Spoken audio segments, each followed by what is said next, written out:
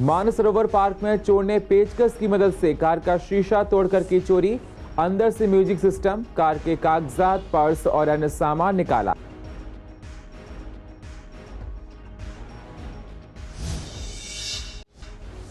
भजनपुरा में चोर का अनोखा सीसीटीवी फुटेज आया सामने। स्पाइडरमैन की तरह चोरी की वारदात को दिया अंजाम।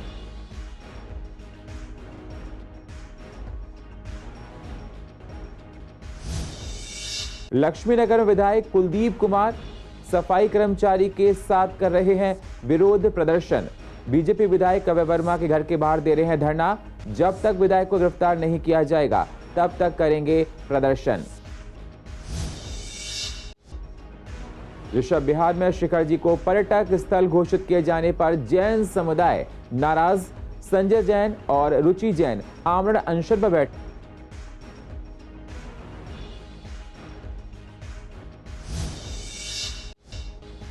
और शारदा के तेजाब मिल में कुत्तों के आतंक से लोग परेशान। बीते दिनों में दर्जन भर लोगों को काट चुके हैं कुत्ते। बच्चे घर से बाहर निकलने में डरते हैं। एमसीडी में बार बार शिकायत के बाद भी सुनवाई नहीं होती है। नमस्कार, स्वागत है आप सभी का सीसीएन में। मैं हूं आपके साथ सुनील चौहान। आप देख रहे हैं पूर्वी दिल्ली खास। अब होते हैं रूबरू पूर्वी दिल्ली की अहम खबरों के साथ। शादरा डिस्ट्रिक्ट के मानसरोवर पार्क इलाके में चोरों का आतंक लगातार बढ़ता जा रहा है।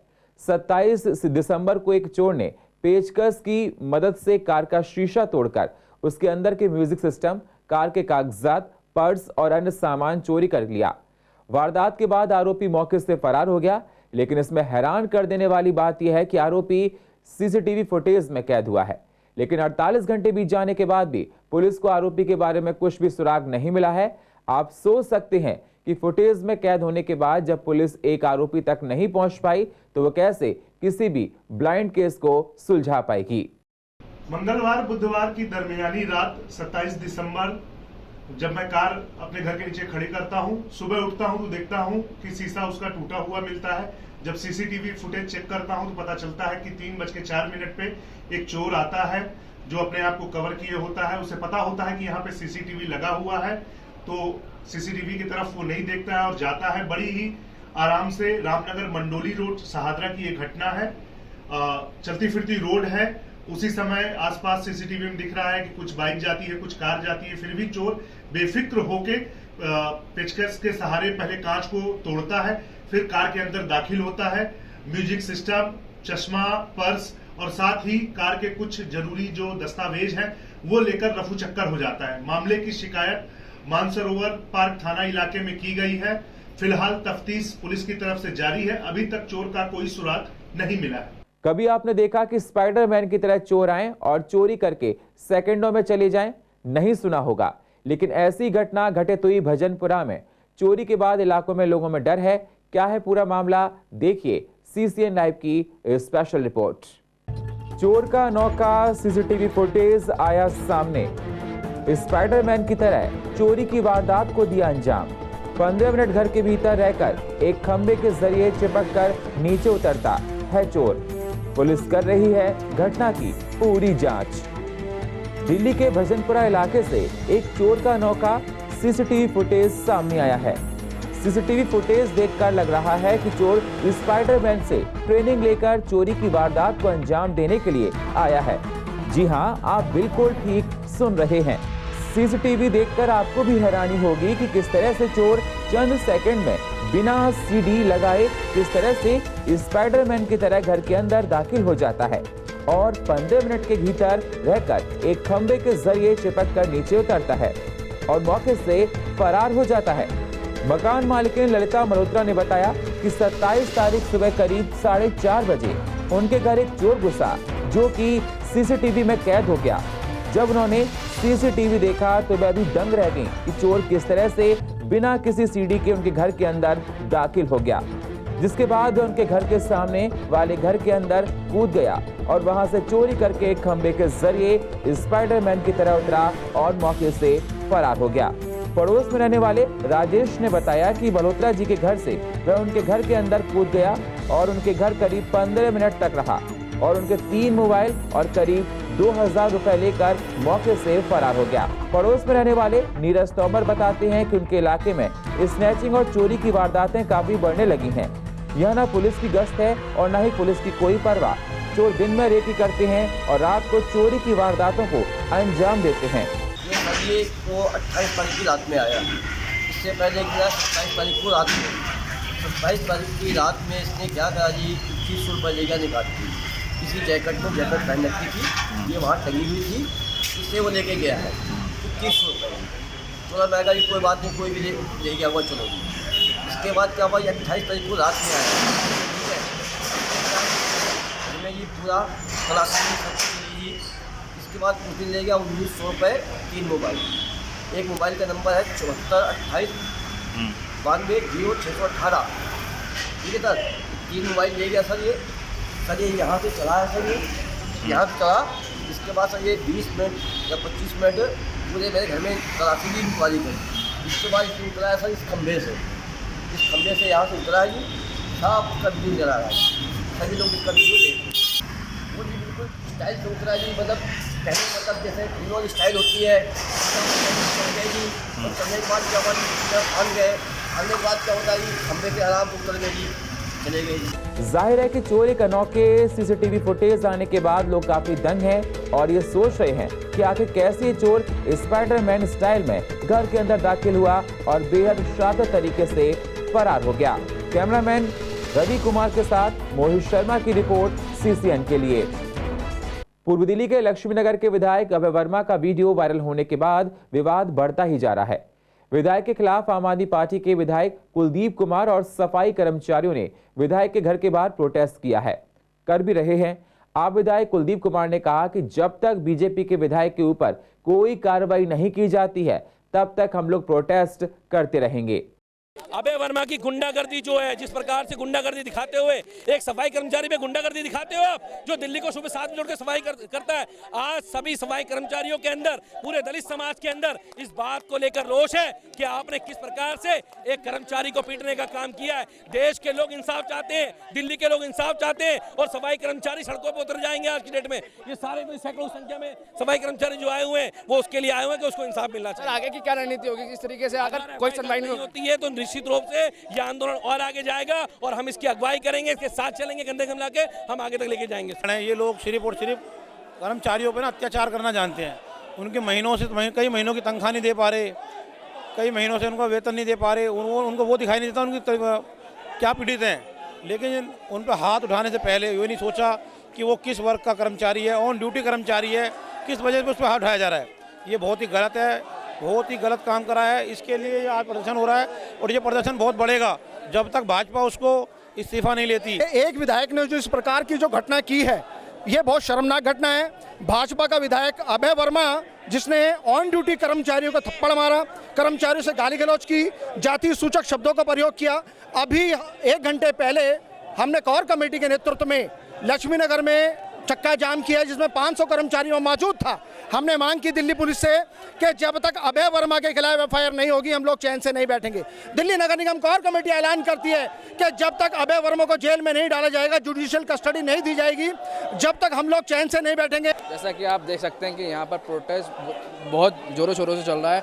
जब तक जो है विधायक के खिलाफ कोई कानूनी कार्रवाई नहीं की जाएगी, जब तक ये प्रोटेस्ट चलता रहेगा। ऐसे में यहाँ पर पूरा चक्का जाम किया गया है। वीडियो जर्नलिस्ट रविकांत के साथ मोहित शर्मा, सीसीएन लाइव, दिल्ली। झारखंड सरकार और केंद्र सरकार द्वारा जैन समाज के तीर्थ राज समेत शिखर जी को पर्यटक स्थल घोषित किए जाने के निर्णय का जैन समाज लगातार विरोध कर रहा है। इस मसले पर अब देश की राजधानी दिल्ली में भी जैन समाज के लोग मुखर हो गए हैं। दिल्ली के ऋषभ विहार जैन मंदिर में तो संजय जैन और रुचि जैन आमरण अनशन पर बैठ गए हैं। दोनों का कहना है कि समेत शिखर जी का स्टेटस धार्मिक स्थल नहीं किया गया तो वे जीने से बेहतर मरना पसंद करेंगे। इस मसले पर विश्व जैन संगठन के अध्यक्ष संजय जैन ने कहा कि झारखंड और केंद्र सरकार के बीच एक बॉल दोनों तरफ एक दूसरे पर फेंकी जा रही है, ये स्वीकार नहीं किया जाएगा। देखिए, हमारा ये आमरण अनशन 26 तारीख से आरंभ हुआ था 11 बजे और हमारी मांग संवैधानिक मांग है, धार्मिक मांग है, हमारे अधिकारों की मांग है और ये कोई हमने नई मांग नहीं पैदा की है। ये झारखंड सरकार और केंद्र सरकार की कुछ नीतियाँ ऐसी रहीं जिसके कारण हमें सड़कों पर आना पड़ा।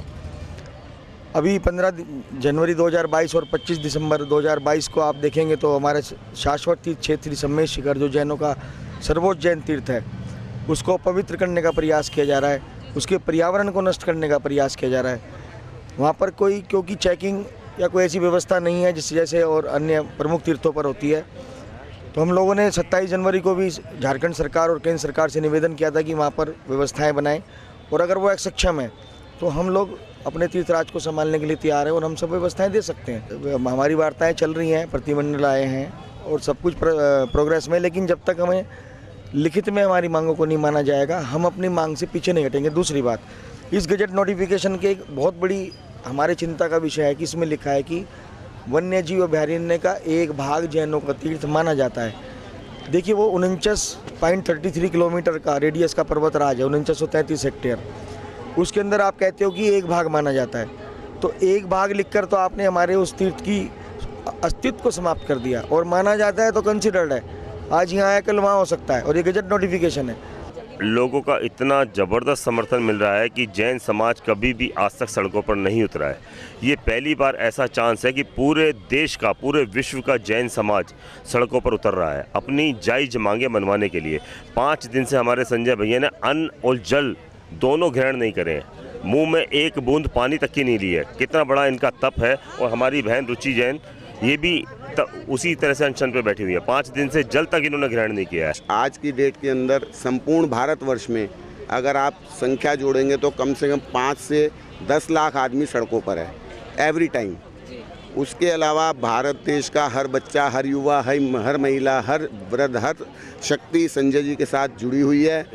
अब ये जो है दबाव का तो विषय ही नहीं रहा, हम दबाव से कहीं आगे निकल चुके हैं और ये भारत सरकार को निश्चित ही शीघ्र से शीघ्र ये गजट रद्द करना ही होगा। इसमें कोई भी कहीं भी हमें कोई संशय नहीं है, इसमें कोई हम ये नहीं समझ पा रहे जैसे आपने कहा दबाव, अब ये दबाव की बात ही नहीं है। अब तो सब मतलब आपको पूरी तरह से यकीन है कि बात को मानेंगे? यकीन ही नहीं है, पूर्ण विश्वास है। देखिए ये धार्मिक आस्था की सरकार है, जिस प्रकार से उसने धार्मिक आस्था का सहारा लेके भारतवर्ष में अपनी एक पहचान बनाई है, तो जैन समाज भी एक धार्मिक आस्था का ही तो विषय है। जैन समाज बहुत ही अहिंसा पूर्वक है, शांति पूर्वक प्रदर्शन करता है। जैन समाज में कभी किसी के बीच में नहीं बोलते, लेकिन आज यदि हमारे शाश्वत तीर्थ क्षेत्र पे बात आई है तो हम जरूर बोलेंगे। कुत्तों के आतंक से पूर्व दिल्ली के लोग काफी परेशान हैं। अगर बात की जाए शादरा की तो यहाँ तेजाब मिल के पास की कई गलियों में आवारा कुत्तों से कॉलोनी के लोग काफी परेशान हैं। इन गलियों में तकरीबन 20 से 25 कुत्ते हैं जो कि आते जाते लोगों पर हमला कर देते हैं और उनको काट लेते हैं। स्थानीय निवासियों का कहना है ये केवल अनजानी नहीं, यहाँ रहने वाले लोगों को भी काट रहे हैं। बीते दिनों ये तकरीबन दर्जन भर लोगों को काट चुके हैं। एमसीडी में बार बार शिकायत के बाद भी कोई सुनवाई नहीं हो रही है। बच्चे घरों से बाहर निकलने में डरते हैं। हमारी बस इतनी मांग है कि इन कुत्तों को यहाँ से हटाया जाए। कुत्तों से बड़ी जबरदस्त परेशानी है। क्या दिक्कत है? काटते हैं, या कोई नया आदमी आए तो उसको अंदर घुसने नहीं देते। स्ट्रीट डॉग से या फिर पाले हुए कुत्ते कॉलोनी? दोनों तरह के। नहीं, जो पाले हुए हैं वो तो कोई सी बात नहीं है। जो ये स्ट्रीट डॉग है वो ये दिक्कत जी। तो उसके बाद कंप्लेन वगैरह आप लोगों ने करी है? 10 दफा कर चुके हैं। कहाँ पे कंप्लेन करता है? एमसीडी में? जैसे हाँ, एमसीडी में की, इंस्पेक्टर वगैरह की, डीसी को करी, बदल नहीं सुनते। एक वो जो कुत्ते को वो पालते हैं ना, ये जो संस्था होती है, वो लेके गए थे, पता नहीं इंजेक्शन कौन सा करते हैं, फिर यहीं छोड़ जाते हैं। यहाँ इतनी परेशानी है कुत्तों की, हम लोग सुबह से लेकर शाम तक अपना कोई काम नहीं कर पाते। इवन मेरी काम वाली को कुत्ते ने काट लिया, मैं 3 दिन से ऑफिस नहीं जा पाया। आज हिम्मत जुटा के ऑफिस जा पा रहा हूँ। इतना परेशानी है बहुत ज़्यादा। कुत्तों से बहुत ज़्यादा दिक्कत है जी हमारे यहाँ पर। कुत्तों से तो मतलब रात को हम खुद भी नहीं आ सकते यहाँ पर अपने घर पे, इतनी दिक्कत है हद से ज़्यादा। यहाँ से कई बार कंप्लेंट करी है, जब भी कंप्लेंट करी है वहाँ से आते हैं कुत्ते लेके जाते हैं, यहाँ से उठा के ले जाएंगे, इंजेक्शन लगा के वहीं छोड़ जाते हैं। वो कई लोगों को काट चुका, मोटरसाइकिल वाले को भी, एक लड़का बच्चा जा रहा उसको भी काट चुका है। तो गली से मैं निकल रहा था तो मेरा लोअर थोड़ा सा ढीला था, मेरा लोअर पकड़ के फाड़ दिया। उस दिन में बाल बच गया, नहीं तो मेरा अच्छा खासा वो पकड़ के पैर खींच ही देता वहाँ पे। दिन के समय ज़्यादा दिन के समय ज़्यादा काटते हैं वो। गली में से कोई भी निकले सब पे भोंकना और भोंकने के साथ ही दूसरे का पैर पकड़ लेना, छीना चपटी करना, सामान छीन लेना, इससे बहुत ज़्यादा दिक्कत होती है लोगों को यहाँ। ज़्यादा सुबह जब 6:30 दुकान जाते हैं तो दौड़ा लेते हैं, हाँ, और फिर रात में जब आता है दुकान से बंद करके तब भौंकते हैं। इधर गली में 2-3 ज़्यादा हैं, वो पीछे पड़ जाते हैं। सीबीएसई ने 12वीं और 10वीं की डेट शीट आने के बाद बच्चों में उत्साह और घबराहट देखी जा रही है। दोनों ही क्लास के बच्चे पहली बार बोर्ड के एग्जाम में बैठेंगे। कोरोना की वजह से 12वीं में पढ़ने वाले बच्चों 10वीं में बोर्ड एग्जाम नहीं दे पाए थे। एग्जाम को लेकर बच्चों के मन में काफी नर्वसनेस देखने को मिल रही है। टीचर्स का कहना है कि बच्चों की तैयारियों के लिए और उनको थोड़ा समय मिलना चाहिए था, वो नहीं मिल पाया है।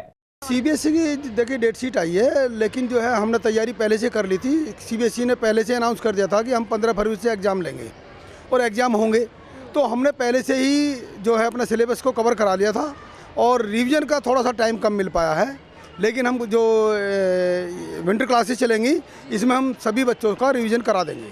नहीं, बच्चों के लिए 10th-12th के लिए कोई छुट्टियाँ नहीं है और 2 जनवरी से 15 जनवरी तक क्लासेज लगेंगी फुल टाइम और उसमें बच्चों को काफ़ी हद तक बेनिफिट मिलेगा और बच्चों का रिजल्ट भी अच्छा जाएगा। डेट शीट जो है सिर्फ बच्चों के लिए नहीं, टीचर्स के लिए भी एकदम से शॉक्ड हो जाते हैं। हम लोग भी अरे अच्छा एग्ज़ाम आ गए। हालांकि हमने बच्चों को प्रिपरेशन कराया हुआ है। अभी हमारे प्री बोर्ड जो है ऑलमोस्ट फिनिश हैं, अभी चल रहे हैं ऑलमोस्ट, और प्री बोर्ड में बच्चों को पूरा तैयार किया गया है। हमारे स्टूडेंट्स रेडी हैं, अच्छा कर रहे हैं प्री बोर्ड के अंदर भी, और जो बाकी कुछ कमी कुछ रहेगी उसके लिए हम रेमेडियल क्लासेस का उनको दे रहे हैं। जो सर्दियों की छुट्टियाँ होंगी इसमें रेमेडियल क्लासेस है बच्चों के लिए। डर नहीं लग रहा है, थोड़ा सा नर्वसनेस फील हो रहा है और क्योंकि हमने 10th का एग्ज़ाम दिया नहीं था बोर्ड का, तो उसके लिए थोड़ा नर्वसनेस लग रहा है क्योंकि पहली बार हम बाहर जाके देने वाले हैं। पढ़ाई मेन सब्जेक्ट को ध्यान में रख कर करी जा रही है, जैसे पॉलिटिकल है, हिस्ट्री है, उसको ध्यान में रख कर पढ़ रहे हैं। जिस सब्जेक्ट में कमज़ोर हैं उसकी अभी एक्स्ट्रा क्लासेस लगेंगी जनवरी से। नहीं मैम, 12th में हमने एग्ज़ाम नहीं दिए थे, कोविड चल रहा था, तो इस बार थोड़ा सा नर्वस है। मतलब पता चल जाता अगर हम 10th में एग्ज़ाम देते बोर्ड के तो थोड़ा एक्सपीरियंस हो जाता है कि 12th में किस तरीके से देने हैं। कहीं ना कहीं नुकसानदायक होगा क्योंकि एक बार एग्जाम दिया नहीं मैम, नुकसानदायक तो नहीं होगा क्योंकि हमारे सरों ने हमें बहुत अच्छी तैयारी कराई है, हम घर पे भी तैयारी कर रहे हैं। हमें तो बहुत ज़्यादा फ़ायदा होने वाला है क्योंकि हमें एक बार एक्सपीरियंस हो जाएगी कि हमें बोर्ड के अंदर कैसे बैठना है, किस तरीके से एग्ज़ाम देना है। और जो पहले हमारे जो सीनियर रहे हैं उन्होंने 10th में तो एग्ज़ाम दिया नहीं था, मतलब बोर्ड का एग्ज़ाम नहीं दिया था, तो उन्हें थोड़ी सी दिक्कत आने वाली है। हाँ, वैसे मैम बाहर वाला भी रहता है और थोड़ा सा ना मतलब अपने से भी रहता है कि थोड़ी कम पढ़ाई करते हैं, मतलब कोई सब्जेक्ट रह जाता अपना, तो उसमें थोड़ा कभी कभी होता है। नहीं मैम, अभी रेमेडियल क्लासेस स्टार्ट होने वाली हैं। हमारी जो अभी छुट्टियां पड़ी हैं उसमें भी हमारे स्कूल वाले जो हैं वो रेमेडियल क्लास स्टार्ट करवा रखे हैं, ऐसे कोई दिक्कत वाली बात तो नहीं। आज सुबह गांधीनगर में पीएम नरेंद्र मोदी की मां हीराबेन बा का निधन हो गया, जिसके बाद हर तरफ से उनके निधन पर लोग प्रतिक्रियाएं दे रहे हैं, अपनी संवेदनाएं व्यक्त कर रहे हैं। पूर्व दिल्ली के बीजेपी नेताओं ने भी उनके निधन पर अपनी संवेदनाओं को व्यक्त किया है। कहा, प्रभु उनकी आत्मा को शांति दे। हीराबेन मां का जीवन अनुकरणीय रहा। उन्होंने पीएम मोदी को अच्छे संस्कार देकर भारत को आगे बढ़ाने में अपनी भागीदारी दी है। आदरणीय प्रधानमंत्री श्री नरेंद्र मोदी जी की माता हीराबा के निधन के कारण पूरा देश शोक में डूबा हुआ है। हर किसी को ऐसा लग रहा है कि नरेंद्र मोदी जी की माता नहीं, वो हमारी माता थी। पूरा देश दुख में दुखी है। उनका जीवन एक तपस्वी का जीवन था।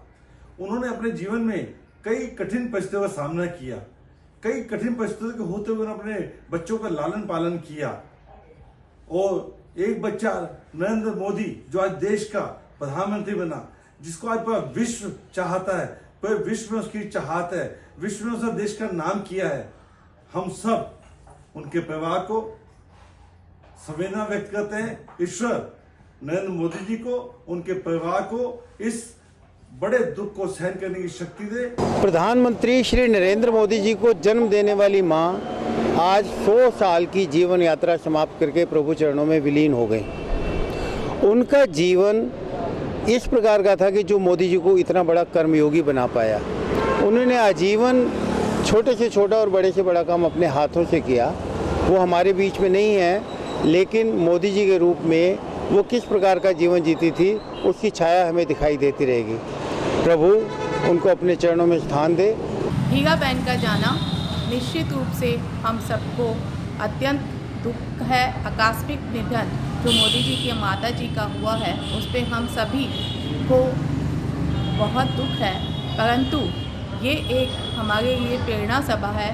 ये हमारे लिए प्रेरणा की बात है कि उन्होंने मोदी जी जैसे संस्कारी और भाव से भरे हुए व्यक्ति को जन्म दिया, जो देश के लिए अपना सर्वोच्च निछावर करने में लगे हुए हैं। देश के यशस्वी प्रधानमंत्री मोदी जी की माता हीराबा का आकस्मिक निधन, उनके चरणों में श्रद्धांजलि और ऐसी माता को प्रणाम जिन्होंने देश को ऐसा यशस्वी प्रधानमंत्री दिया जो आज देश को आगे बढ़ा रहा है। कोरोना का प्रकोप चाइना में बढ़ता जा रहा है, जिसे देखते हुए भारत अलर्ट मोड पर है और भारत में कोरोना को लेकर अभी से ही तैयारियां शुरू कर दी हैं कि आने वाले टाइम में कोरोना कितना खतरनाक हो सकता है। इस पर हमने राजीव गांधी के additional director admin doctor Ajit Jain से खास बातचीत की, तो उनका कहना था कि आने वाले दिन में सावधानी बरतने की जरूरत है। अगर हम कोरोना के एहतियात से देखें तो चाइना के लगभग 2 से 3 महीने में लहर में कोरोना की आई थी। अभी संभावना जताई जा रही है कि फरवरी तक कोरोना के केसों में संख्या जो है भारत में बढ़ सकती है, इसलिए लोगों को एहतियात बरतना बेहद जरूरी है। ये बेसिकली जो BF.7 है, ये वेरिएंट ओमाइक्रॉन का ही वेरिएंट है। एक अगर नेचुरल हिस्ट्री हम देखते हैं वायरस की, तो in due course of time वक्त के साथ साथ उसकी जो सीवियरिटी है डिजीज़ की, वो कम होती जाती है। जो ज़्यादा विरुलेंट वायरस होता है वो वक्त के साथ जल्दी ख़त्म हो जाता है। जो वायरस सस्टेन का होता है वो नेचुरल हिस्ट्री से देखें तो वीकर होता है। तो ये मोस्ट ऑफ द टाइम आपको बुखार, गला ख़राब, बॉडी एक, थोड़ा सा सिम्टम जो GIT के आते हैं, किसी को डायरिया, किसी को हेडेक, वो और हो सकते हैं, बट ये सीवियर डिजीज़ में प्रेसिपिटेट नहीं करेगा, क्योंकि ये ओमाइक्रॉन का ही वेरिएंट है। जो ओमाइक्रॉन अपने आप के अंदर ही एक वीकर वेरिएंट था, it's not like delta variant. तो उस तरीके की सीवियरिटी, हॉस्पिटल एडमिशन और मॉर्टेलिटी, ये तीनों ही उतना ज़्यादा नहीं होगा जितना पहले हुआ था। एडिशनल फैक्टर ये भी है हमारे पास में कि हमारे यहाँ की हर्ड इम्यूनिटी काफ़ी अच्छी है। लोग काफ़ी बार इन्फेक्ट हो चुके हैं, एक बड़ा हिस्सा इन्फेक्ट हो चुका है, तो उन लोगों की इम्यूनिटी बेटर है, वैक्सीनेशन से भी बेटर है। दिल्ली में कोरोना के मामले भारत में भले ही कम हो, लेकिन खतरा मंडरा रहा है, जिसे देखते हुए अस्पताल भी तैयारी करने में जुटे हुए हैं। पूर्वी दिल्ली की अगर बात की जाए तो पूर्वी दिल्ली में कोरोना का सिर्फ एक मरीज अस्पताल में भर्ती है। पूर्वी दिल्ली के सबसे बड़े अस्पताल गुरु तेग बहादुर अस्पताल में 450 बेड पर एक मरीज भर्ती है। राजीव गांधी अस्पताल में 300 बेड पर एक भी मरीज नहीं है। ESI अस्पताल में जो झिलमिल में है, वहां पर 20 बेड पर एक भी मरीज नहीं है। पूर्वी दिल्ली के 3 सरकारी हॉस्पिटल मिलाकर एक मरीज भर्ती है। वहीं अगर प्राइवेट अस्पताल की बात की जाए तो पूर्वी दिल्ली के सभी प्राइवेट अस्पताल में कोरोना का एक भी मरीज भर्ती नहीं है। और पूर्वी दिल्ली की अधिक जानकारी के लिए आप YouTube पर जाकर CCN लाइव को सब्सक्राइब करें और फ्रेश अपडेट लेते रहें। और फिलहाल पूर्वी दिल्ली खास में इतना ही। बाकी खबरों के लिए आप बने रहिए CCN के साथ। तब तक के लिए नमस्कार।